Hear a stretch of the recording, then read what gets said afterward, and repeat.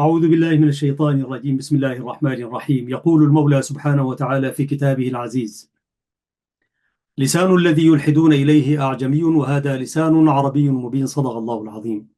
بهذه الآية دوما نفتح البرنامج ونفتتح بها ونختتم بالآية الكريمة. وفي هذا الشهر الفضيل يطل علينا فضيلة الشيخ محمد جمعة أبو الرشيد في إطلالة ثانية. كنا نتمنى أن نطل عليهم يوميا مع معاليك فضيلة الشيخ، ولكن هذا جهد المقل. وإن شاء الله في يوم كذا لما تدخل قناة راس مدر وقناة سلام من داخل إريتريا ويكون عندنا إطلالات بهية للمشاهد والمستمع الكريم بحوله تعالى على مدار الساعة إن شاء الله. وحتى ذلكم الحين نسأل الله لنا ولكم السلامة. شيخنا أبو الرشيد، كيف يبدو رمضان عندكم ونحن في العشر الأواخر منه، قبل أن ندخل إلى عنوان الحلقة إن شاء الله؟ الحمد لله ونصلي ونسلم على معلم الناس الخير سيدنا محمد وعلى آله وصحبه وسلم أجمعين. صلى الله عليه وسلم. يسعدني مجددا الأستاذ أحمد أن أكون ضيفك في هذه القناة المباركة، وفي هذا الشهر المبارك، وفي هذه الأوقات الأبرك والأطيب، أيام العشر الأواخر. وفي الحقيقة رمضان لا يختلف كثيرا إلا بهمة الناس.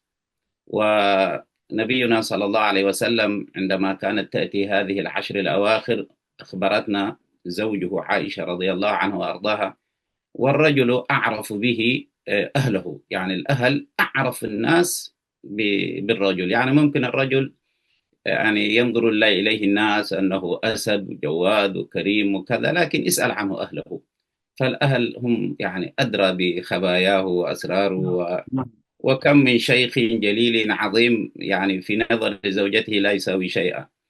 والنبي صلى الله عليه وسلم كان يقول: خيركم خيركم لأهله وأنا خيركم لأهلي. فأمنا عائشة رضي الله عنها قالت: كان النبي صلى الله عليه وسلم إذا دخلت العشر شد مئزره وأحيا ليله وأيقظ أهله. وهذه الثلاثية النبوية ينبغي أن لا نهملها، وهي العزيمة الشخصية والرغبة فيما عند الله، وكذلك التحري ليلة القدر والبحث عن الصواب والمغفرة وإحياء الليل كاملا. كان في باقي شهر رمضان الرسول صلى الله عليه وسلم ينوم ويستيقظ ويصلي، أما إذا دخلت هذه العشر فلم يكن ينام الليل. وكذلك لم يكن ينسى أهله صلى الله عليه وسلم، فكان أحرص الناس على زوجته وأولاده أن يدخلوا الجنة معه وأن ينالوا ثواب ليلة القدر. وكثير من الناس للأسف يجتهدون، تجدهم ينطلقون إلى المساجد ويساهمون في الصفوف الأولى وغير ذلك. حتى بعض الناس يعظون الناس، تجد مشايخ يعظون الناس بالقيام بكذا، ولكن زوجته وأولاده ينامون في البيت. فمثل هذا السلوك المتناقض لا نريده. نحن نريد أول ما يكون الإنسان حريص على هدايتهم في مجال الدعوة إلى الله أن يكون حريصا على أهل بيته، على أهل بيته. وربنا النبي صلى الله عليه وسلم قال له: أنذر عشيرتك الأقربين. والنبي صلى الله عليه وسلم كان له ذلك الاهتمام بأهله. صحيح من حيث الترتيب في النجاة من النار، ربنا سبحانه وتعالى قال: قوا أنفسكم وأهليكم نارا. نعم. ولكن من حيث الاهتمام هذا الشيء يا إخوة ينبغي أن لا نهمله. وإحنا شيء نفعله أنا هذا الشيء ألاحظه كثيرا موجود: الاهتمام الإنسان بتغذية نفسه وشحن طاقته في رمضان، ولكن تجده مثلا الاهتمام بالزوجة كونها تتعبد بالنسبة له قضية قد تكون ثانوية. المهم يأكل ما شاء الله الطعام اللذيذ والشهي ولكن الزوجة ما حالها يا أخي، ما وضعها يا إخوة. إحنا ربنا يسامحنا في أخواتنا، والله الله يسامحنا في اللهم آمين حقهن. جميعا يا دكتور شيخنا. أيوة، جزاكم أيوة. الله خيرا. طيب شيخنا أبو الرشيد، حلقتنا الأخيرة التي سجلناها مع حضرتك الحمد لله رأت النور قبل من تسجيل هذا البرنامج قبل ساعات، ولكن أنا كنت نشرتها على صفحتي حتى لمزيد من الفائدة. ونسأل الله أنه برضو يمكننا أنه تنشروها لنا في رأس مدر هذه القناة برضو المباركة، بتصل إلى المشاهد الكريم، ويكفينا شرفا وفخرا أننا نصل إلى الداخل إن شاء أيا الله. كان ساعة البث، والحمد لله القناة مشاهدة. هذه هي الحلقة رقم 225 عزيزي المشاهد في برنامج مع اللغة العربية، وأنا أكرسه هذه الأيام لشهر رمضان المبارك. وكلنا في هذه القناة هي دعوة إلى الله، وبوابة الدعوة إلى هذا الدين الحنيف هي اللغة العربية. شيخنا أبو الرشيد، وأنا أقرأ القرآن الكريم أقف كثيرا في ال ال الكلمات الثلاثة الواردة في سورة النحل الآية 125: ادع إلى سبيل ربك بالحكمة والموعظة الحسنة وجادلهم بالتي هي أحسن إن ربك هو أعلم بمن ضل عن سبيله وهو أعلم بالمهتدين. صدق الله العظيم. وحقيقة نحن في هذا العالم المضطرب اللي تدخل فيه الأهواء والمصالح والصراعات، وفي نفس الوقت برضو الحكمة، الحوار بين الأديان وحوار الحضارات. ونحن نؤمن على أن الدين الحق هو إن الدين عند الله الإسلام، ولكن في إطار الحوار والدعوة إلى الله. في وحدين هذه الآية افتكروها فقط عندما دار تدعو غير المسلمين إلى هذا الدين الحنيف، تأخذ معك هذه الآية. وفي وحدين برضو حتى بالنسبة للمسلم إذا دار تهديه، يعني ترشد إلى الطريق الصحيح. يعني زي ما تفضلت قبل قليل أنه في العشر الأواخر علينا أن نهتم بأهالينا. هذه أيضا تحتاج إلى حكمة وموعظة حسنة، لأن ترشد أهل بيتك إلى أن يشدوا المئزر ويقوموا الليل وهكذا. وفي وحدين برضو لا يستخدموها إلا في ضرورة، في شيء معين. ولكن أعتقد أنه ديننا الحنيف قائم على هذه المنهجية، في المنهجية والسلوك، أن نتحلى بالحكمة والموعظة الحسنة. وحقيقة أنا بحثت فلقيت كلمة الحكمة في القرآن الكريم تقريبا واردة 17 مرة، والموعظة مرة واحدة، والحسنة كمفردة 11 مرة، وبلفظ بالحكمة والموعظة الحسنة مرتان هنا وفي آية أخرى. فنحن تحت عنوان بالحكمة والموعظة الحسنة. كيف يمكن أن نأخذ هذا الدستور وهذه المعادلة وهذه الآلية لنكون واعظين بحكمة ونتحلى بالحكمة؟ من أوتي الحكمة فقد أوتي خيرا كثيرا. هذا مدخل، ولكم مشكورين فضيلة الشيخ أن تفيدونا. بارك الله فيكم. جزاك الله خير. أنت يعني وضعتنا في التجربة والامتحان. فالله عز وجل رب يعني يسددنا حشاكم يا ويرزقنا، سيدي. يرزقنا الحكمة وفصل الخطاب. آمين. فال ال الكلام، هذه الآية آية نفيسة، حتى كتبت عنها يعني كتب وليس فقط يعني كذا، ولأنه تدخل في أساليب الدعوة إلى الله سبحانه وتعالى في المقام الأول. والإمام الغزالي يقول في الإحياء: في أناس تنفع معهم الحكمة، فإن جادلتهم أفسدتهم أو أفسدت طريقة الدعوة إلى الله سبحانه وتعالى. وأناس تنفع معهم دغدغة المشاعر والموعظة، فإن حاولت أن تستخدم معهم الحكمة لم تنفعهم في شيء. وناس لا يقبلون إلا الجدال، فأنت استخدامك الحكمة مع أهل الجدال، أنت كأنك أنت أصلا تعمل شيء من الغباء. فمشكلة الناس يعني ينبغي أن يستقوا ويفهموا يعني. وحقيقة الدعوة إلى الله أستاذ أحمد يعني تحتاج إلى ميراث وفن أو توفيق من الله. قبل ذلك حقيقة تحتاج إلى توفيق من ربنا جل جلاله سبحانه وتعالى. شوف أستاذ أحمد، خلينا نديك مثالين في أريتريا. مم. المثال الأول نموذج فريد من نوعه، الشيخ محمد علي زرقوم، يعني أسأل الله عز وجل أن يمد الله، في نعم. عمره وأن ينفع به. هذا الرجل جاء في بيئة تكاد تكون يعني تتسم بالجهل، جهل شديد جدا آنذاك، ووجد قبله شيخ تقليدي في المنطقة. وهذا الشيخ يعني يعمل أحجبة والناس يعني ممارسات وأشياء كثيرة جدا الآن لو استعرضناها تعجب من بعض الأشياء يعني. فهو لما جاء الشيخ إلى هذه المنطقة طبعا رفضوه الناس، وهابي وزن. قوم. أيوة الناس رفضوه، يعني رفضوه ولأسباب كثيرة وأشياء متعددة وأمور كثيرة جدا. هذا الرجل يعني كان تتخيل يعني يذهب إلى مكان الجوليا، مكان الدف يضرب الناس الشباب في الليل، فيذهب عندهم ويجلس بعيدا عنهم ينتظر، ثم يجي ويقول لهم احنا مشوا تهبونا ادونا دور يعني معاكم يعني. فيخجلوا منه، يستحي، يقول له خلاص اتفضل. فيقعد يديهم 10 دقائق 20 دقيقة في المكان يعطيهم موعظة، ومن هذا المكان يقنع 3 4 ويذهب معه إلى الخلوة، وهكذا وهكذا. هذا ليس هذا الموقف الذي أردت أن أذكره، لكن الموقف الأعجب في أساليب الدعوة إلى الله، كان يجلس في مجالس مع هذا الشيخ، يحضر مع الشيخ في المجالس، زواج، إفتاء، صلوات، جمع، جماعات. وهذا الشيخ التقليدي كان يفتي خطأ بالجهل، لا يفهم لا في المواريث، لا في البيوع، لا في المعاملات، لا في حتى العبادات. يعني الشيخ عنده مسكين إنسان بسيط جدا، وعنده حتى أخطاء شرعية يعني.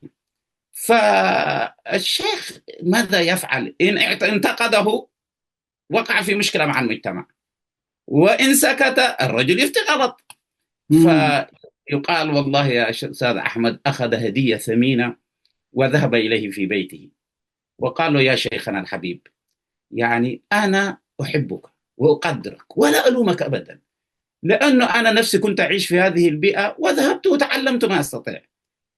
أنت لست إنسانا يعني تفتي يعني متعمدا بهذه الفتاوي، لكنك هذا ما استطعت أن تحصل عليه من العلم، وبارك الله فيك، أنت تعطي ما عندك، وأنا حقيقة أقدر هذا الشيء. لكن أنا يعني عندي الآن حل. أنا سأقول للمجتمع أنا جاي أتعلم عند شيخي، وأنت تقول للمجتمع قاعد أعلمه، والزرعوم أنا أعلمه لك، وأنت بس تقول كده، وأنا سأقول للناس ماشي تعلم عند شيخي، وأنا سأبدأ أدرس كل العلوم الشرعية. الشيخ قال له يا حتفضحنا بعدين يا الزرعوم. قالوا لا والله مستحيل، إن لم أنت تخرج هذا الكلام حتى قبل الله أخرجه. فاتفق على أن يدرس الشيخ زرعوم لهذا الشيخ التقليدي، ويقول أمام الناس، كان يذهب ويقول الشيخ زرعوم يقف أمام يا أخي، يرفع له إبريقه، يقول شيخي بارك الله فيه، شيخي علمني، وارتاحت الناس وما شاء الله تبارك الله، وتوحدت الفتوى. مرت سنوات، فإذا بالشيخ هذا التقليدي يصبح عنده علم، ويبدأ يعلم صح، ويعلم الناس، ويصبح سند للشيخ. وفي إحدى المرات أظن يعني كان الشيخ يعني جالس في مكان يعني مقدما في الصف الأول، فواحد قالوا للشيخ زرعوم قوم هذا مكان للشيخ مش مكانك يعني. فقام الشيخ يعني يفسح المكان، فوقف الشيخ هذا الشيخ التقليدي يقول يا ناس، كل اللي كنت تسمعوه كذب، والله العظيم كنت أجهل الناس وما أفهم شيء، علمني الشيخ، هو اللي علمني، وأنا هذا اللي حصل وهذا كذا. فأخرج هذا انظر يا أخي، لو كان الآن الشيخ زرعوم هذا يعني أنت جاهل وأنت كذا وأنت كذا وينتقد الشيخ، لما جنى شيء، كان طردوه من المنطقة وخسرت الدعوة وخسر كل شيء. نحن نحتاج إلى الحكمة. ترى الشيء الآخر اللي حبيت أذكره لك، واحد من الدعاة موجود الآن يقول يعني في منطقة من مناطق أريتريا، كنت أدرس الناس الفقه، وبعدين جاء على موضوع البول، فقال قلت لهم يجوز الإنسان أن يبول واقفا. وأنت تعرف أحمد في بلدنا، أنت ناس مسلمين في أريتريا تقول لهم واحد يبول واقف يعني أنت كافر، هذا مسألة معروفة يعني في بلدنا. بغض النظر عن أي شيء، لأن عندنا اللي يقول واقف هو كافر. وهذا شيء الناس تراه بعين عينها، المسلم يجلس والكافر يقول واقف، ما في مشكلة. صحيح صحيح. هذا الشيخ عدم إدراكه ووعيه، فقالوا له كيف يا شيخنا هذا عيب أنت اللي تقول حرام يعني. قال لهم لا، هذا في البخاري موجود، الرسول بال واقفا، ويجوز البول واقفا يحتاج إليه الناس. يقول يا أستاذ أحمد، أنا وهم في جدال لمدة سنتين على الموضوع البول ده، وفي الأخير قال جبته في صحيح البخاري من السودان، ووين وجدال، قال بعد سنتين طردوني من المنطقة. فهو يقول يعني لا حول ولا قوة. قال أنا موضوع البول ده خسرني المنطقة وخسرني كل شيء. سبحان الله. فالإنسان هذه النماذج في بلدنا الطيبة الحبيبة.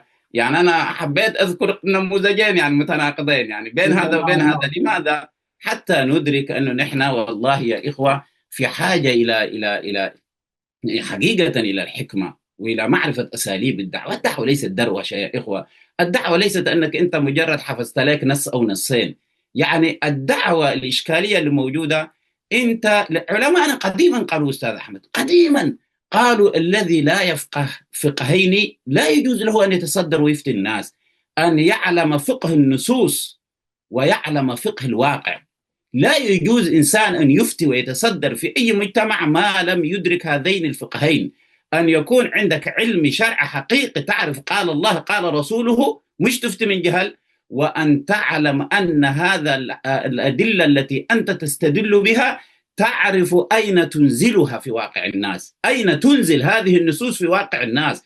إن لم يكن لك قدرة في إنزال النصوص في واقع الناس، لا يجوز لك أن تفتي الناس ولا أن تتصدر للناس. فنحن بين هذين الفقهين، يعني الناس تجهل في هذا وتجهل في هذا. وكنت أأمل يعني أن الدعاة يعكفوا في قراءة منهج النبي صلى الله عليه وسلم وأساليبه الله. وطرقه في الدعوة، فلعله يعني الآية طبعا تحتاج يعني إلى حديث طويل جدا يعني.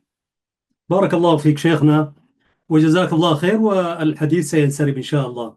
وهذه النماذج التي ذكرتها فضيلة الشيخ أبو الرشيد، وجزاك الله خير، هي فعلا يعني أثمرت. والشيخ كان لي الشرف العظيم أن ألتقي فضيلة الشيخ العلامة محمد علي زرقوم، حيث كانت المناسبة أنا ذكرتها في إحدى البرامج.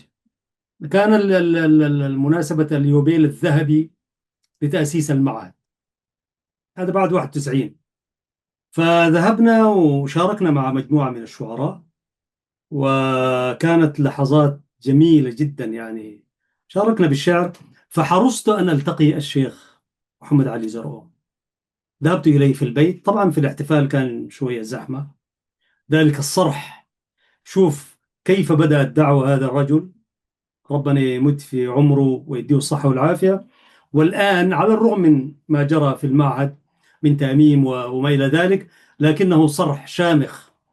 فسبحان الله كيف بدأ ووصل إلى ما وصل إليه المعهد. فجلست إليه، وأنا كنت أود أن يحدثني عن صديقه وزميله في الدراسة، الشيخ المرحوم عبد الله الزوز، مؤسس ومدير المعهد الدين الإسلامي بأغرداد، وهم دفعة واحدة.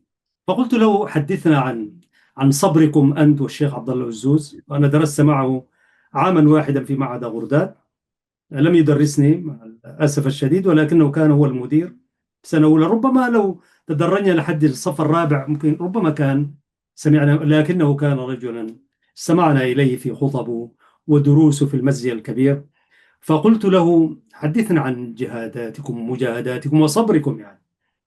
فقال لي طبعا الجماعة مش رفضوه، بل عادوه معاداة شرسة للشيخ الشيخ زرقوم. بل يعني أصدر من أصدر إنه الصلاة وراء خلف كما حدثني مع الشيخ زرقوم باطلة. سبحان الله يعني. وطبعا الجاهل عدو نفسه يعني. وهم ليس يعني شنآنا أو حسدا من عند أنفسهم، ولكنه الجاهل عدو ما يجهل يعني طبعا. وقال لي طبعا، ذكر لي كم هائل من التحديات إلى أن وصلوا إنه هذا الرجل ذاته خارج الملة وما تتبعوه يعني. فقال لي ما واجهته أنا أو ما واجهه الشيخ عبد الله الزوز. طبعا كان يتحلى شيخنا زرقوم بالصبر والدبلوماسية والهدوء. شيخ الزوز برضو كان بذات القدر، لكنه كان حميا شوية، يعني يغضب في الله سريع يعني، والناس طبعا يختلفوا. صحيح. فقال لي: ما تحملته أنا ربما الشيخ عبد الله والزوز 10% ما تحمل منه، لأنه منطقة بركة كانت أهدأ شوية من منطقة وازنتة وما حولها. وإن كان أهل بركة في يوم من الأيام برضو حاولوا إدخال اللغة الإنجليزية والأمهرية في المعهد، وجهادات الشيخ عبد الله والزوز إلى أن قابل أسرات كاسا الحاكم العسكري نائب الإمبراطور في إريتريا، وقابله. وتلك قصة إن شاء الله نجي نحكيها في يوم من الأيام. فقال لي شيخ عبد الله الزوز: صبر، وأنا صبرت، لكن صبري كان مر. وحقيقة كما تفضلت يعني، وانتقلت تلك الخصلة. أنا أقول: عمل بهذه الآية والأحاديث بالحكمة والموعظة الحسنة. انتقلت هذه الصفة إلى أبنائه، ونسأل الله أن يفك أسر الأستاذ عبد العليم آمين. محمد علي زرقوم. وتحياتنا للأستاذ أبو ريان عبد العزيز، والدكتور كذلك عبد الحميد زرقوم، وحيي من هنا. ولكل الأحباب في ماليزيا كما التقيت بهم. فهذه حكمتنا، وهذه التجارب التي نحتاج إليها. كذلك صبر مفتي الديار الإريترية في إريتريا الشيخ المختار، صحيح. كيف كان يتحلى بالصبر ويتعامل مع تلك العقول. وعلماءنا اليوم الصابرين بارك الله فيك. بالبأساء صحيح. والضراء، والله يعني. في يعني قراهم وفي مدنهم ما زالوا يعني يبذلوا يعني حقيقة بجلد عجيب يعني. نعم نعم، ونسأل الله في هذه الأيام المباركات أن يزيدهم حكمة آمين. وموعظة حسنة، ويقيم شر ما نعلم وما لا نعلم.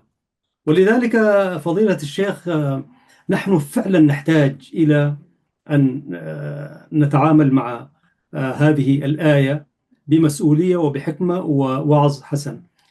استصحب معك فضيلة الشيخ، لأنه اليوم الإعلام الذي أصبح متاحا لهذا وذاك دون دراية، وعندما تدخل في مسائل الدين ولا تتحلى بحكمة وموعظة وعدم معرفة وعدم تفقه في الدين، ومن يرد الله به خيرا يفقهه في الدين يعني، كما ورد في الحديث. فمعها مجانية الإعلام، هذه برضو فيها خطورة ما بعدها خطورة. عدم العلم بالدين، أصوله وواقعه، وعدم الأخذ بأسباب ومسؤولية العمل الإعلامي، وشرف الكلمة ومسؤوليتها. الإعلام سلاح ذو حدين، يمكن أن يهدم ويمكن أن يعلي. يد الإعلام تهدم ما نعلي، وهل يعلو البناء بالانهدام؟ قال فراج الطيب رحمة الله عليه. الكلام ده قاله قبل 40 سنة. يد الإعلام تهدم ما نعلي. شوفوا الوقت ذاك لسه على الإنترنت والحاجات دي ما سبحان جاء. الله. يد الإعلام تهدم ما نعلي، وهل يعلو البناء بالانهدام؟ وباسم الفن تغزون البغايا، لنشفى بالسمام من السمام. وباسم الفلكلور نعيد جهلا مشاهد من رذائلنا الرمام. يعني رحم الله فراج الطيب، كان رجل علامة وفقيه بأمور الدين والشعر والأدب. فالدين مسؤولية اللي يتحدثون باسم الدين ويستخدمون وسائل الإعلام. والخطورة هنا لأنه بتنتشر هذه الفتوى أو هذه المعلومة، ويفتون من حيث لا يدرون. فأربط لنا أن تكون قائم بأمر الدين دعوة دون وعي وعلم ورشد، وفي نفس الوقت تخرج إلى الناس عبر جميل. الإعلام. هذه مسألة فيها خطورة، ليتك تحدثنا عن ذلك. جميل. أولا على المستوى كفرد اليوم المتلقي لهذا الإعلام يعني بدرره ولآلئه وغثه وكل ما فيه يعني من الإشكالات، الإنسان ينبغي أن يدرك اليوم أن هذا التدفق الإعلامي الكبير والمعلومات المتدفقة كالنهر الجاري، نعم أنت يعني عليك يعني أن تدقق فيما تقرأ. فنحن يا أستاذ أحمد من الأشياء التي نعانيها هو كثرة الرسائل التي ترد إلينا بأحاديث موضوعة مكذوبة وخرافات وقصص لا معنى لها، والناس تتداولها، وبعضها يعني أشياء تكاد تكون يعني من غرائب الأشياء، أقرب إلى الأساطير والقصص، ليس لها صلة بالشرع. اليوم نعم. الإنسان العادي يستطيع أن فقط يعني يكتب بحث قليلا عن موضوع ويتضح عنده أن هذا الموضوع موضوع يعني صحيح سقيم، أو على الأقل يحصل على المعلومات. فأي إنسان تأتيه رسالة معلومة أنت لم يسبق لك المعرفة بها ولا تعرفها، اجري قليلا من البحث. هذا احنا زمان كنا نمشي نجلس عند مشايخنا ندور عن الشيخ عشان توصل الى الشيخ وتساله عن معلومه، تتعب تجلس قدام بيته ومش عارف. انت يا ربنا ييسر عليك يا اخي، في الموبايل تكتب بس كلمتين بتطلع لك المعلومه. فيا اخوه بطلوا الكسل. الكسل يعني الذهني أسوأ من الكسل البدني. يعني نعم. الانسان يبحث قليلا عن المعلومه ويدقق ويسال. والحمد لله اليوم انت عشان تسال شيخ تتصل بانسان يكون انت اليوم نحن المشايخ انت ما تجدنا في التلفون، تجدني في الانستغرام، تجدني في السناب شات، تجدني في التيك توك، تجدني في القناه الفضائيه، حتجدنا حتلقاني. فالسهل الوصول الى الناس. فانا اقول بالنسبه للناس اللي ما عندهم العلم الشرعي يحاولوا بقدر الامكان يعني حقيقه يعني ان يدققوا قليلا على المعلومات التي يتلقونها، لأن ما ذكره الاستاذ احمد هذا التدفق اشكال. بالنسبة للداعية يا حضرة الداعية الطيب المبارك، أنت أخرج الآن من قوقعتك وصومعتك. الناس يا أخي تتكلم اليوم عن المعلومة، أصبحت يعني في اليد وأصبحت أسهل ما تكون. وأنت بإمكانك اليوم أيها الداعية أن تقدم الكلمة في ثوب جميل نقي، وأن تدخل في جيب كل إنسان بكل سهولة. الآن يعني بعض المشايخ الكبار عندنا هنا في مدينتنا يجلس في حلقة فيها 5 أنفار يعني، والشيخ علامة، أنت تقول له يا شيخ خلينا نأخذ لك كاميرا في هذه الجلسة وأنقل هذا الخير إلى العالم. لا لا لا لا، ما هذه الأشياء ما تنفع معي. ولماذا أنت جالس مع 5 أنفار بدل في وقت واحد صوتك سيصل إلى 50,000 وينتشر خيرك على الأقل يا أخي أنك تفكر تزاحم الباطل الذي ملأ الساحة. فالمشايخ إذا عليهم أن يتقدموا نعم. ويستحدثوا الوسائل ويزقوا. شوف أستاذ أحمد، يعني الدعوة ليست فقط يعني منبر يعني يصعد عليه الخطيب ما شاء الله ذات براعة وألفاظ واشتقاقات ويعني يجلس يتكلم ثم يجلس وينصرف إلى بيته. الدعوة بهذا الأسلوب تظلم في الحقيقة. الدعوة بهذا الأسلوب الناس قد تكون حتى مجد اسلوب المنبر وخلاص، يعني اصبحت وسيله يعني اعتاد فيها العالم الاسلامي ملايين السنين، وما في اي استحداث وما في اثر يذكر بها يعني كبير. الداعية عليه اليوم ان يستحدث طرق. وانا خليني اضرب لك بعض الامثله، لان الامثله تقرب للانسان السامع نعم. المعاني والقصص. النبي عليه الصلاة والسلام يعني في مواعظه في تعليمه طبعا استخدم الحكمة واستخدم الموعظة واستخدم الجدال واستخدم كله صلى الله عليه وسلم. وكانت خطبه قصيرة وتأتي في اللحظة المناسبة، كما قال عبد الله بن مسعود لما قالوا له ليش ما تحدثنا يا أبا عبد الله؟ قال والله أنا أقتدي بسيدي رسول الله صلى الله عليه وسلم. قال كان يتخولنا بالموعظة مخافة السآمة. فالإنسان يتخول الناس الوقت المناسب لأن يحدثهم فيما يريد.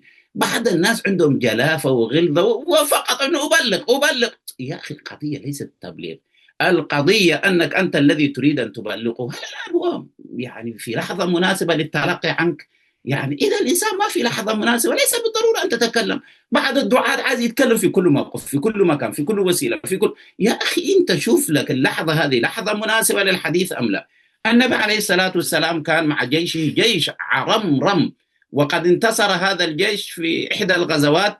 ورأى النبي صلى الله عليه وسلم وهو جالس امرأة كان يعني طفلها مع الأطفال، تعرف دارت المعركة فأمنوا الأطفال أخذوهم في جانب، وبعدين جاءوا النساء يبحث بعضهم عن أطفالهم. فجاءت هذه المرأة وطفلها مع الأطفال فتبحث عن ولدها. فلما رأت طفلها جرت جريا غير طبيعيا ثم ضمته في صدرها وألقمته ثديها. فقال النبي صلى الله عليه وسلم الآن شوف أسلوب الدعوة. فقال لهم حاولوا جيش مدجج بالسلاح. قال لهم أترون قادة هذه عسكريين. نعم. قال لهم أترون هذه طارحة ولدها في النار وهي تستطيع أن لا تطرحه؟ قالوا لا والله يا رسول الله. قال لهم: لله أرحم بكم من هذه بولدها. أنت الآن الموقف هذا لما يعني لماذا تحدث عن الرحمة؟ صادة قوية، جيش نعم. مدجج بالسلاح، حاولوا جيش يقطع الرؤوس هي دي انت الان الجيش هذا لو تكلموا على القوه وعلى هيزداد هيجانا، وانت بدل تصلح افسدت. ما ايش عملت يعني؟ انت جيش مدجج بالسلاح تكلموا عن العزه والكرامه والفتوه يعني امور غريبه. شوف، هو هذا جيش، هذه اللحظه الداعيه ليحدث فيها جيش مثل هذا عن الرحمه، عن الرحمه. أترون هذه طارحة ولدها في النار؟ قالوا لا. قالوا والله أرحم بكم من هذه بولدها. يمشي بعد أيام يدخل إلى السوق ويجد الناس في الأسواق، هذا يبيع هذا يبيع هذا يضرب هكذا. فرأى النبي صلى الله عليه وسلم جديا أسكا ميتا، فقال النبي صلى الله عليه وسلم: أيكم يشتري هذا؟ قالوا يا رسول الله يعني ده مش نشتري، هذا لو كان ببلاش يعني ما نشتري، وميت وأسك كمان، يعني اجتمعت فيه كل صفات القبح، يعني نشتريه كيف؟ فيقول النبي صلى الله عليه وسلم: للدنيا أهون على الله من هذا. ليه؟ لأن الموقف موقف سوق، ناس فيها نوع من الجشع والمارد. يا أخي القضية ما أنت تتحدث بس، تتكلم بس. هي لابد أن نفهم أين تقع الحكمة، وأن تراعي حال المدعو اللي أمامك. أنا أتعجب من بعض الدعاة يتكلم، يعني والله يا أستاذ أحمد مرة في مساء عيد كنت ضيف عند إخوة في هولندا جاي زيارة، وخطب بنا أخ خطبة العيد. والله يا أستاذ أحمد النار والنكال والعذاب والسلاسل والقيود وجهنم ولا إله إلا الله. يا أخي في العيد أدخلنا في رعب عجيب. بعد ما نزلنا نقول لشيخنا يعني هذا عيد يا شيخنا، عيد الناس يا أخي، أيوة يعني خلينا شوية تفرح يا أخي. قال ما يستاهلوا ما يستاهلوا. هل دخل في يعني قلوبهم؟ هو حتى في قلوبهم لو شايف هو هذا الوقت انت هذا الوقت الذي يعني تذكرهم فيه ان يفرحوا وان يسروا. فانا والله اعجب من حكمه يعني بلقيس في الحقيقه، يعني هذه المراه العجيبه. يعني لما سيدنا سليمان ارسل رساله مع الهدهد وقال له نعم. يعني فانظر ماذا يرجعون، قال له حط الرساله وبعدين انظر ماذا يرجعون. قالت طبعا استدعت الجيش رمرمة، قادة عسكريين استدعتهم، فقالت لهم إني ألقي إلي كتاب كريم. كتاب كريم هو كتاب كله تهديد، لكن اللي حول من؟ عساكر، جنود. إن لم تقل لهم هذه الكلمة هيقولوا له يلا اشعل الحرب، وإذا حرب العقول تغيب تماما ما فيش. فهي أول ما ألقت، لأن الكتاب ماذا فيه؟ بسم الله الرحمن الرحيم، ألا تعلوا علي وأتوني مسلمين. كتاب تهديد 100%. لكن هي ماذا قالت؟ إني ألقي إلي كتاب كريم إنه من سليمان، وبدأت تقرأ عليهم الكتاب، وإنه بسم الله الرحمن الرحيم ألا تعلوا علي وأتوني مسلمين. يا أيها الملأ أفتوني في أمري. الآن جت الاستشارة، أفتوني في أمري ما كنت قاطعة أمرا حتى تشهدون. قالوا نحن أولو قوة وأولو بأس شديد والأمر إليك فانظري ماذا تأمرين. بالله عليك لو لم تكن تقول لهم تهيئ هكذا. الإنسان اللي عنده حكمة يا أخي، الإنسان اللي عنده حكمة يمتص غضب الناس المتهورين، ويستطيع أن يرفع قيمة الناس اللي يشعروا نفسهم بالدنو والحقارة، ويستطيع أن يقمع النفوس الجامحة، ولكنه في الوقت المناسب في اللحظة المناسبة يستخدم أنوار هذه الدعوة المباركة ويتسلل في قلوب الناس. تجده رحمة للإنسان القاسي حتى، وتجده يعني سبحان الله يعني سند للإنسان المحتاج. الدعوة ليست فقط كلام أنك أنت تتكلم، ولكن الدعوة نظر إلى المواقف والنظر إلى مآلات الكلمة، وأن تكون إنسانا حسيفا. كم من إنسان أراد أن يدعو فأفسد، كم من إنسان للأسف أراد أن يدعو فأفسد. يعني يا أستاذ أحمد مشكلة الدعوة، الشيخ محمد الغزالي ماذا كان يقول؟ والله نحن الإسلام قضية ناجحة عند محامين فشل. هذه هي قضيتنا نحن اليوم، ما قادرين نعرض الإسلام بطريقة حسنة طيبة تجلب نفوس الناس إليها. يا أخي الداعية لما يكون الداعية هو مصدر القسوة على الناس، كيف تستقيم الأمور يعني لما يكون الداعي هو جلاد للمجتمع؟ وللأسف الناس يعني يميلون إلى من يجلدهم وإلى من يعاتبهم، ويرون أن هذا الذي يترفق بهم ويتلطف بهم يرونه متساهل في الدين وغير ذلك وكذا. لكن لا يعني ليتهم هذا الداعي أن يستقيموا. يخدع. ليتهم أيوة. يستقيموا بذلك المتشدد كمان، ليتهم. لكنها مجاملة وإعجاب ليس إلا، ثم كل في سبيل يعني زي يعمل شخص على عادي هو يطلعهم فوق وبعدين يفكهم مع السلامة. نعم نعم. واحد تجد قال نفسه يعني من الحكاوي اللي يحكوها لنا كما قلت سيدنا، في واحد متشدد وكل آيات العذاب والشدة من هنا وهناك، فطفح به الكيل. فبعد ما كملوا قال له سيدنا أيوه، ميتوا كل بس إن الذين كفروا والآلة جهنم بس كنا كريكا قلنا قال له كلوا التين والزيتون قارين انتقل له. ما في وجنات فواكه تجري ما من في. تحت، أيوة جنات تجري من تحتها الأنهار، في سر مخضود وطلح وظل ممدود وماء مسكوب. اللي قاروه ينتبه لي بتقريت يعني.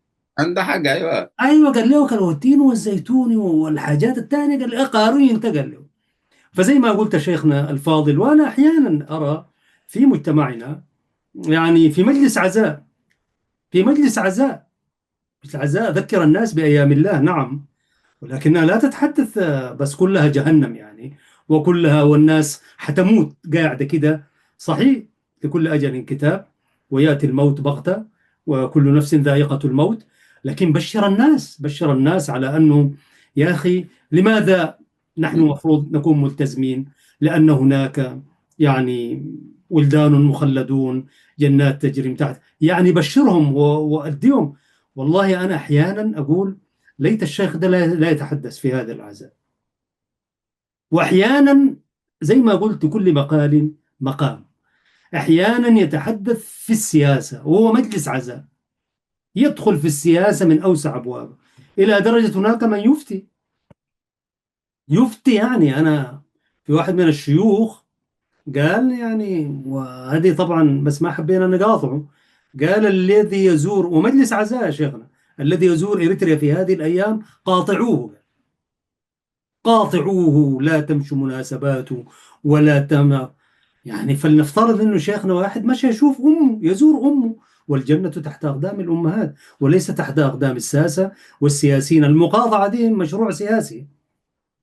فالنبي صلى الله عليه وسلم، ونحن عندنا نموذج يعني في صلح الحديبية يا شيخنا، لما انشطب المصطفى صلى الله عليه وسلم لو كنا نعلم انك رسول لما حاربناك. اشطبها يا علي، قال له شوف الحمية بتاعت شغل سيدنا علي رضي الله عنه وأرضاه، والنبي صلى الله عليه وسلم يشطب الرسالة التي جاء بها من السماء، قال له اشطبها لحكمة. ومن هنا تبدو كما قلت شيخنا الفاضل أن الدعاء ينبغي عليهم أن يقرأوا تاريخ السلف، تاريخ المصطفى صلى الله عليه وسلم، وتاريخ الفتوحات كيف تمت يعني. وتاريخ الإسلام ده ما نشر بالسيف فقط، صحيح نشر في مراحل محددة، لكنه نشر بالدعوة إلى الله بالحسنى والموعظة الحسنة. ولذلك أنا أثرت هذه المسألة، لأننا بسلوكنا كأننا ننفر ليس الناس الذين خارج الملة، حتى داخل الملة ننفرهم ويفتون بما لا يعلمون. فجزاك الله خير يا هو شيخنا. استاذ احمد، الداعيه هو يعني ينبغي ان يتشدد في موقف التشدد، وينبغي ان يتساهل في موقف التساهل. نحن ما نعنيه ليس ان الداعيه يميع الدين صحيح. ويعني يلا رد الجمهور. هي القضيه ليست هذه.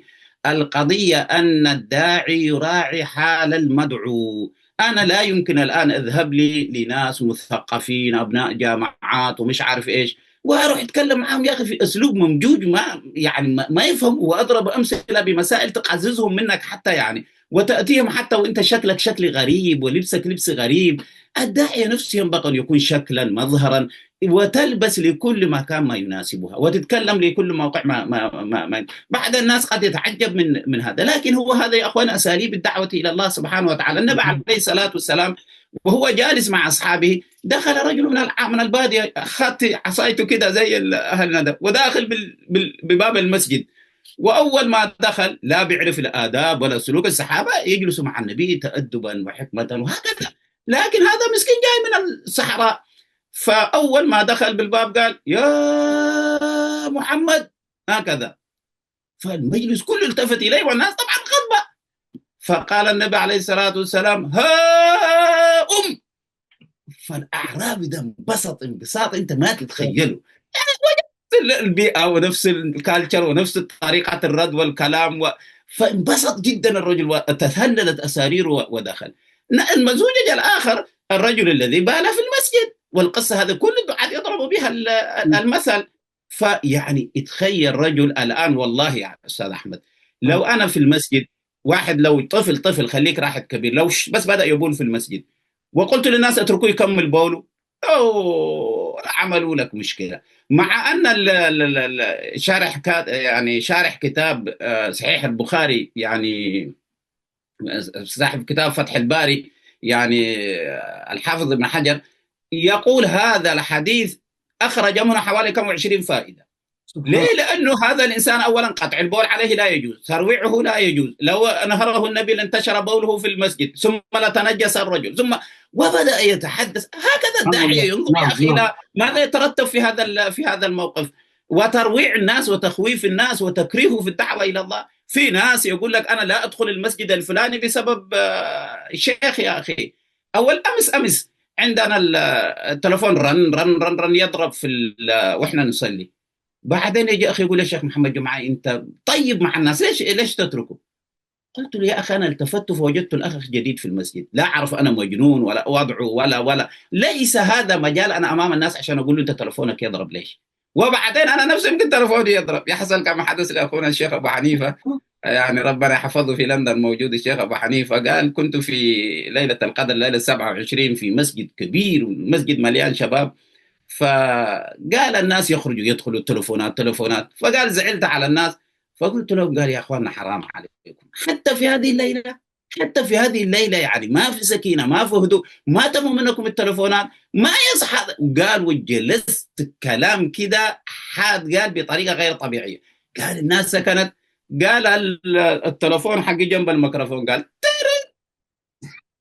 الناس هذه لو يقول والله تمنيت الارض لو تبلعني. شوف احيانا الانسان انت نفسك كداعيه ستقع في الاخطاء وسيحدث منك، هذا انت بشر في الاخير، ما تجي تجلد الناس بما فيك. الانسان احيانا يترفق بالناس، يتلطف.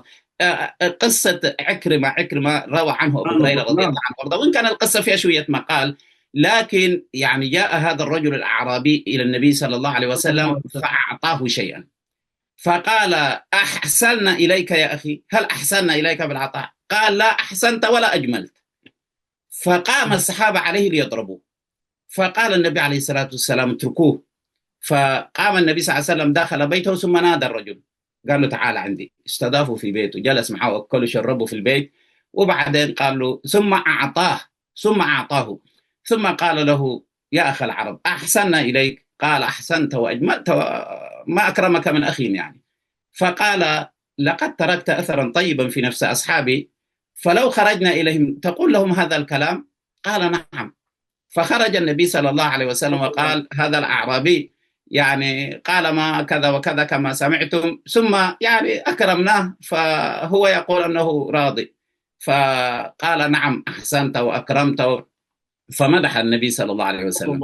فقال النبي صلى الله عليه وسلم: إن مثلي ومثل هذا الرجل كمثل رجل شردت منه دابته فاتبعها الناس فما زادوها إلا شرودا، فجاء صاحبها وقال: خلوا بيني وبينها، ثم جاء وقدم لها اقتيات، يعني شيء تقتات به، قال فمسكها ويعني وتمكن منها. فهذه القصة الحديث فيه شوية قليل، أحيانا حسنوا بعضهم فيه كذا، لكن هذه القصة هي بالضبط الذي يحدث اليوم مع الدعاة. يعني إنسان يخطئ فيطاردونه بكلمات صعبة وقوية وجارحة وينفروه ويخاف وقلبه ينكسر. وأنا ما أريد أحكي الآن كم من أناس كرهوا المساجد وكرهوا الدعوة وكرهوا أمور كثيرة، حتى طه حسين نفسه يعني المفكر الأديب الكبير المعروف، يعني الناس عاتبته كثير في كتاب الشعر الجاهلي.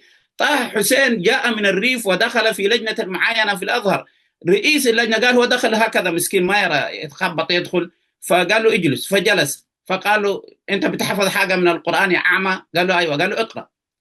طه حسين يا أعمى هذه وأقرأ القرآن كرهته في الأزهر وكرهته في كل ما فيه. فالناس ما تسمح يا ناس، يعني النبي عليه الصلاة والسلام قالوا إن منكم لمنفرين، إن منكم لمنفرين، وقال يسروا ولا تعسروا، بشروا ولا تنفروا، قال بعثتم مبشرين. فهذا المنهج النبوي علينا أن نلتزم به يا ناس. نعم. الدعوة إلى الله جمال، الدعوة إلى الله روعة، الدعوة إلى الله محبة، الدعوة إلى الله. يا أخي أنا لما المسيحيين يستخدموا الآن الدعوة إلى الله حب، الدعوة إلى الحب، ولا أغار أنا من هذه الكلمة يا أخي. يعني وإن كانوا ما يفعلونها، نعم. لكن يا نعم. أخي فعلا الدعوة إلى الله ينبغي أن تكون حب يا أخي. نعم. الدعوة إلى الله ينبغي أن تكون جمال، أن تكون فن، أن تكون روعة، أن تكون كلمة آثرة طيبة. هذا هو الأصل يعني. نعم، بارك الله فيك شيخنا. نحن في الخواتم، ودائما الحديث الطيب ساعاته يعني مع الأطيب، مع طيب. الأطيب، مجالس الطيبين هي اللي بارك ما. الله فيك يا شيخنا، جزاك الله خير. والله دائما نشتاق إليك يا شيخنا، وإن شاء الله ما نحرم منك يعني ومن يا إطلالاتك. رب جمال أستاذ نختم أحمد. الحديث ولك التعليق في الأخير. يعني من أمثلتنا الحية التي يعني تؤكد لنا أن هناك دعاء مبشرين وفي دعاء منفرين. حكى لي أحد الأصدقاء أنه كان رجلا في مدينة بغداد، هذا بعد التحرير، رجل يعني يصلي ولا مؤاخذة يشرب الخمر، الاثنين. فالجماعة يقول له العوام الذين لا يعرفون في الدين، يقول له: ما أنت صلاتك باطلة. لماذا يقول له؟ لأنك أنت بتشرب. قال لهم: فمن يعمل مثقال ذرة خيرا يرى وشرا يرى، بفهمه.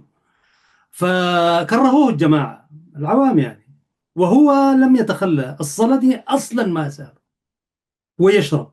فأخيرا ذهب إلى إمام المسجد، وكان الشيخ إدريس سيدنا الحسين أرتعى، رحم يا الله سلام. الشيخ إدريس والشيخ وسيدنا إمام وخطيب المسجد سيدنا الحسين رحمة الله عليه. فجلس إليه، وكان رجلا فقيها شيخ إدريس كأبيه ومعاصر لفترته وزمنه، وفي نفس الوقت فقيه يعني وعارف كيف تدار الأمور، هذه الحكمة والموعظة الحسنة.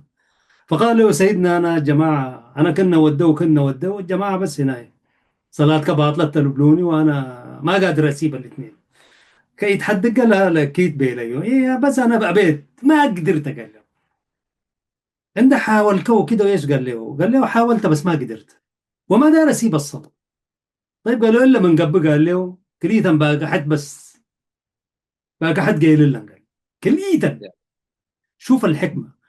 والله هذا الرجل اطمأن لفتوى الشيخ، وما مر عليه أسبوعان إلا ترك الخمر تماما، الله. لأنه الشيخ منطلق إن الصلاة تنهى عن الفحشاء والمنكر. قال لهم: أنا الشيخ قال لي بس كليتا قايل لهم، ما كحد كنا بس قايل لهم بيلين وكليتا. بعد أسبوع أو أسبوعين ساب الخمر، ورجلا تقيا عابدا مصليا في الصف الأول. وسبحان الله، ربنا ختم حياته بالصلاة والدوام في المسجد، أصبح واحد من الذين يعتادون المساجد، وانقطع عن الخمر. بعدها بسنة توفاه الله طائعا عابدا ساجدا، بل كان من الناس الذين جزاك الله يؤمنون. خير على المثال استاذ احمد. هو تتذكر الرجل اللي جاء يجلد في الخمر ايام النبي صلى الله عليه صلى الله عليه وسلم، وسلم. يجلد نعم. ويذهب يجلد. فقال احد الصحابه ولعله عمر يعني لعنه الله ما اكثر ما يجاء به. فقال النبي صلى الله عليه وسلم لا تلعنوه، والله ما علمت الا انه يحب الله ورسوله، ما الله علمت أكبر. الا انه يحب الله ورسوله. وقصته الرجل بعدين معروفه في القادسيه، طالعه مع سعد وقصه صحيح. المعروفه. نعم. نعم. الناس الأطباء، المشايخ هم أطباء القلوب، مراهم النفوس. يعني هؤلاء هم مسحة لهذه القلوب العطشة، القلوب القلقة، القلوب الحيرانة. المشايخ ينبغي الشيخ أن يعرف أنه هو والله مسؤولية عظيمة، هذه رسالة النبي محمد صلى الله صلى عليه الله عليه وسلم. وسلم. نعم. وأنك أنت يمكن بكلمة أن تنفر الناس، وبكلمة ممكن أن تدل الناس على الخير. فيا معشر الدعاة، يعني عبر هذا المنبر الطيب المبارك نخاطبكم يا سلام. بأن تكونوا رسل خير لأمتكم، وتصبروا عليهم، وتصبروا على يعني ذنوبهم ومعاصيهم، وتأخذوهم برفق إلى الله سبحانه وتعالى. أنا والله أشكر الله سبحانه وتعالى أن هيأنا أولا ومكننا من هذا العنوان. والله حقيقة أنا يعني على المستوى الشخصي استفدت كثيرا، ولا أشك أن المشاهد الكريم حيثما كان سيستفيد من هذه الفكرة وهذه الإطلالة النيرة التي تحدثت فيها بشكل واقعي فضيلة الشيخ أبو الرشيد. نختم بعد الترحم على شيخنا الشيخ عبد الله الزوز رحمة الله عليه وأكرم مثواه. يعني أنا أقول ربما لو لم تكن حكمة للشيخ عبد الله الزوز ربما أنا ما كنت كما أنا، والحمد لله، وليتنا كنا أفضل من هكذا. والدي رحمة الله عليه أبو والدي الشريف أخذني وأنا في العمر العاشرة من عمري، فدخلني على الشيخ عبد الله الزوز مكتبه حيث مكتب الوزير، يعني هيبة العلماء رحمة الله عليه وأكرم مثواه. ونسلم على أخونا محمد الحسن ابنه. فقال له، ووالدنا كان يحب العلماء ولكنه كان رجلا صوفيا بحتا، يعني رجل مداح ولا يقبل في المديح وغير الشيء المعروف يعني. وكان رجلا يحب العلماء ورجلا يرتاد المساجد وحفظ كثير من القرآن الكريم ومستمع إلى دروس العلماء كلهم، كل العلماء في مدينة أوردان. فكان هناك معزة خاصة بين الوالد والشيخ عبد الله. فقال له شريف اهلا وسهلا، قال له شيخ عبد الله مرحبا، ابننا احمد دايرين ندخله المعهد. فقال له الشيخ عبد الله الزوز، قال له ابنك ده ما صغير، يا انا عمري 10 سنوات بالضبط يعني. قال له ابنك ده صغير يا شريف. قال له سيدنا نوش ما من قبي قرآن حافظته، قال له وانا ختمت فعلا، كنت خاتم ومردد والحمد لله. قرآن حافظته قارئته ومداحته، قال له. والشيخ عبد الله الزوز رجل سلفي عنده رأي في العملية أيوة. كلها، لكن وليس كل المديح كمان هنا، يعني حسب الرؤية الوسطية الموجودة، لكنه كان رجلا سلفيا. فتحليه بالحكمة والموعظة الحسنة للوالد العزيز، قال له مبينك شريف، قال له قرآن قارئته وخاتمته وحافظته ومداحته، قال له مداحته بينك، قال له أيوة. شريف قال له قرآن علمته لكن مدح علمي يكون. أول ما قال الكلمة دي للوالد ما قال له هذه الدعوة والبدعة وكل بدعة ضلالة، وهكذا الكلام اللي يقول لك الكلام المعروف شيخنا. فقال له الوالد والله سيدنا كل ما أنتم تأمروا علمه الله الله الله. يعلمه. فكان حديث. يا فقال سلام. لي شوف اللطافة والحكمة. لو يا كان قال سلام. له المديح ده كلام فارغ وباطل وبتاع، كان قال لي يا أخي قوم ذاته نحن ولدنا هنا. لكن شوف التأدب بتاع الشيخ عبد الله وتأدب الوالد برضه أمام العلماء كان كيف. قال له سيدنا أنتم تأمروا كله علمه وغير علمه، ولذلك طيب قال لا يا شريف كده أنت قلت ولدك ده حافظ وامتحني، قال لي أقرأ مما تحفظ، قرأت، فتح لي المصحف قرأت. الكلمة الأخيرة اللي قال له فعلا شريف ابن قارئ القرآن، ودي ببطرة ما قال له في المديح، ما رجع له، لأن أبونا زول مداح ونحن مداحين في البيت يعني. فقال له فعلا شريف ابنك قارئ القرآن وقبل بالمعهد. لما كنت أصغر واحد في المعهد ومعي ابن حميدان وابن سيدنا الحسين، أستاذنا مختار، سيدنا الحسين أرتع له السلام والتحية، نحن كنا أصغر الطلاب يعني. فهذه حكمة العلماء، وهذه الحكمة غرست فينا هذا الحب للدين وللعلم وللعلماء وللشيوخ. اللهم احشرنا مع من تحب. آمين آمين. وصلى الله على الوقت سيدنا مشى محمد. مننا، أقول الوقت لك متى مننا، حاجة. لكن حديث أيوه. بشجون. واختم لنا أيوه. بما تود أن تختم به سيد الكريم. لا لا، بس أنا هو وصيتك للدعاة أن يكونوا حكماء. أنا يعني قبل سنوات كنت زرت زمان معسكر أبو رخم في معسكرات اللاجئين، وكنت صغير يعني في المرحلة الثانوية، فكان في مسجد جنب بيت عمي، نعم. ومسجد آخر بعيد، فعمي كان يأخذني بطريق أبعد من هذا المسجد ويذهب بي إلى المسجد البعيد، والقرية أبو رخم ما في حتى دعاة ما في. فأنا جلست ما شاء الله يعني انتهزتها فرصة، وكل يوم ماسك لهم دروس في المسجد. وأنا أتعجب عمي ليش المسجد ده نسمع أذانه من البيت وعمي ما عايز يوديني له. المهم بعد اسبوع عمي قال لي انا ماشي قضارف كده وسافر وراجع بعدين وكده. عم اول ما مشى انا مشيت على طول انت المسجد. المسجد. ايوه. اول ما جيت لقيت جماعه ما شاء الله يصلوا وجايبين قشة ومدح وكده، وما شاء الله تبارك الله الناس لذاذ ظراف. انا جلست معاهم يذكر الله واذكر معاهم، والمهم يا صليت معاهم صلاتين. السنه الثالثه قلت لهم انا لو كملت المدح كده عندي موعظه. اتفضل قالوا لي، ودوني فرصه وما شاء الله اديتهم موعظه.